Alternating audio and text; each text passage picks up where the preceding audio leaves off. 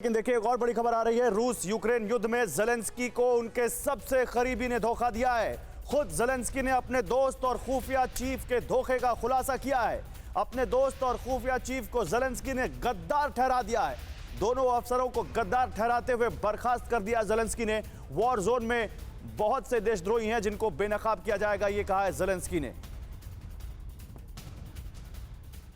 तो यकीनन ये ज़ेलेंस्की के लिए इससे बड़ा कोई झटका नहीं हो सकता था। आइए अब आपको दिखाते हैं कि आखिर ये पूरा माजरा है क्या जिस पर ज़ेलेंस्की ने ये बड़ा कदम उठाया। ज़ेलेंस्की के अपने ही गद्दार निकल गए और पुतिन के साथ क्या वो चले गए, ये भी बड़ा सवाल है। ज़ेलेंस्की को उनके दो सबसे भरोसेमंद लोगों ने दगा दे दिया। खुफिया चीफ और प्रोसिक्यूटर जनरल दोनों निकले पुतिन के मददगार। और बताया जा रहा है कि ज़ेलेंस्की के बचपन के दोस्त भी हैं। खुफिया चीफ इवान बकानोव, प्रोसिक्यूटर जनरल इरियाना वेनेदिंतोवा भी मिले हुए थे पुतिन के साथ। और सिर्फ इतना ही नहीं, ज़ेलेंस्की ने दोनों बड़े अधिकारियों को गद्दार करार दिया और एक्शन भी लिया। ज़ेलेंस्की ने अपने दोस्त और एसबीयू चीफ को करवाया गिरफ्तार। प्रोसिक्यूटर जनरल इरियाना भी किए गए अपने पद से बर्खास्त। ज़ेलेंस्की अब उसे ही जिम्मेदारी देंगे जिसे सेना और युद्ध का अनुभव हो। तो इस तरीके की खबरें लगातार सामने आ रही थी। शाम सर, एक और ऐसी जानकारी कि ज़ेलेंस्की के जो सबसे करीबी भरोसेमंद दो लोग थे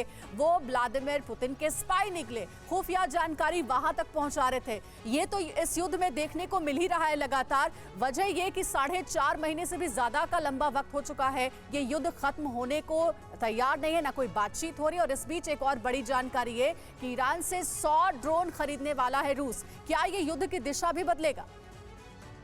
जहां तक ये सारी घटनाओं का सवाल है, ये एक संदर्भ में नहीं है। अलग अलग समानांतर घटनाएं घटती रहती हैं वॉर जोन में। और पीछे का जो एक नेटवर्क होता है, साइकोलॉजिकल वॉरफेयर जिसको कहते हैं, तो ये गद्दारों की जहां तक बात है तो ये तो किसी के साथ कभी भी इसलिए होता है कि जब हम बहुत ज्यादा किसी पर विश्वास करते हैं और युद्ध का अनुभव नहीं रहते हुए युद्ध के बारे में सोचने लगते हैं, समझाने लगते हैं और जताने लगते हैं, तो वहां पे उन्हें शायद अगर गद्दार न भी हो, कम से कम उन्हें उनकी सही पकड़ नहीं मिल रही होगी। ये भी हो सकता है। श्याम जी, लेकिन एयर कमोडोर एसपी सिंह साहब हमारे साथ मौजूद हैं। सिंह साहब, आप अपने एक्सपीरियंस से बता सकते हैं, क्योंकि आज की इस मीटिंग में उम्मीद ये है कि ईरान जो है वो ड्रोन्स देने के लिए तैयार हो जाए। रशिया कम से कम यही उम्मीद कर रहा है। अगर ऐसा होता है तो ये कितना बड़ा गेम चेंजर साबित होगा फॉर रशिया? ये बहुत बड़ा गेम चेंजर होगा रशिया के लिए। देखिए, उनका जो शहीद 159 ड्रोन है वो बर्केटर और जो बाकी ड्रोन है स्विस ब्लेड, उनके स्विस ब्लेड के अगेंस्ट जो है बिल्कुल बराबरी में खड़ा है। ये जो ड्रोन टेक्नोलॉजी है इस समय एक गेम चेंजर, गेम विनर है, वॉर विनिंग का सेट है। और ड्रोन से, जैसे जनरल सुभाष ने बताया, कि टैंकों को बड़े आराम से उनको ध्वस्त किया जा सकता है। और जो सेना है और ऐसे ऐसे ठिकाने जहाँ पे फाइटर भी नहीं पहुँच सकते, वहाँ पे जाके ड्रोन बड़ी आसानी से पहुँच के डिस्ट्रॉय कर तरीके से ताकत को मजबूत करना भी एक बड़ा मैसेज है। एक और चीज़ मैं आपको ड्रोन की बताना चाहता हूँ, जस्ट छोटी सी चीज़। ये जो ड्रोन है, ईरान का ड्रोन, इसमें एक बड़ी अच्छी कैपेबिलिटी है जिसे कहते हैं एयर कम्युनिकेशन की।